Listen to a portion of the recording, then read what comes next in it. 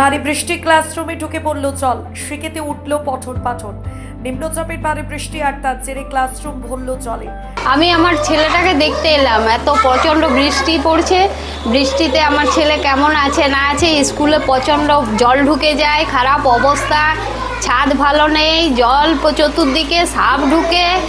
তারপরে এত বৃষ্টি মানে হবে জানলে আমরা ছেলেকে পাঠাতাম না এই অবস্থায়। তো ছেলেকে পাঠালেন? হ্যাঁ পাঠিয়েছি, তখন তো বৃষ্টি হয়নি, তারপর বৃষ্টি আরম্ভ হয়েছে।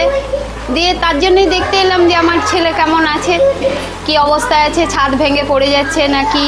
স্কুলে কি পুরো জল ঢুকে যায়? হ্যাঁ স্কুলে পুরো জল ঢুকে যায়, খুব অবস্থা খারাপ। অসুস্থ হতে পারে তো ছেলে? হ্যাঁ ছেলে অসুস্থও হতে পারে। ওইটা দেখতে এলেন? হ্যাঁ আমি ওইটাই দেখতে এলাম। দেখলেন জল ঢুকেছে? হ্যাঁ জল ঢুকেছে, প্রচুর জল ঢুকেছে, বেরোনোর মতন রাস্তা নাই। ঘটনা বাঁকুড়ার খাপটার গোড়াবাড়ি কংসাবতী কলোনি প্রাথমিক বিদ্যালয়ের জলভর্তি ক্লাসরুমে সিকেতে উঠল পঠন পাঠন। অভিযোগ, বৃষ্টি হলেও এমন ছবি বারে বারে উঠে এলো উদাসীন স্কুল কর্তৃপক্ষ। তো ভাত বসিয়ে দিয়েছি, দিয়ে আমরা বাজার করতে গেছি, আর আসতে তো পারিনি। দিয়ে একজন বাজার করে আমি চলে এসেছি, দিয়ে গ্যাসটা বন্ধ করে ভাতটা নামিয়ে করে জলে এখানে ভাসছি, রান্না করার জন্য গায়ে তো ভিজে গেছি।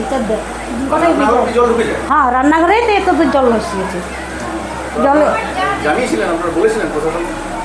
না না এখন জানিনি তো, এই তো ম্যাডামকে বললাম, এমন জানলে রান্না করতে আসতাম না। বৃষ্টি যে যদি দেখতাম তাহলে রান্না করতে আসতাম না। মানে এমনি রান্না বন্ধ থাকে বৃষ্টি হলে?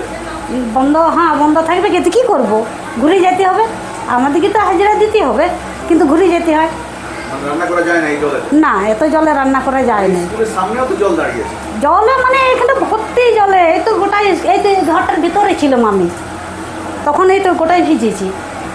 মানে সব জ্বালানো তাও বন্ধ করে দিয়েছে, তাও এই তো ছাদের দিয়ে জল পড়েছে। একটু বৃষ্টি হলে এরকম হয়? হ্যাঁ দমে বৃষ্টি হলে এমনি হয়, এই কম কম বৃষ্টি এইগুলো হয়তো ফুটো দিয়ে বেরোবে না, কিন্তু দমে বৃষ্টি হলে মানে রান্নাও করা যায় না।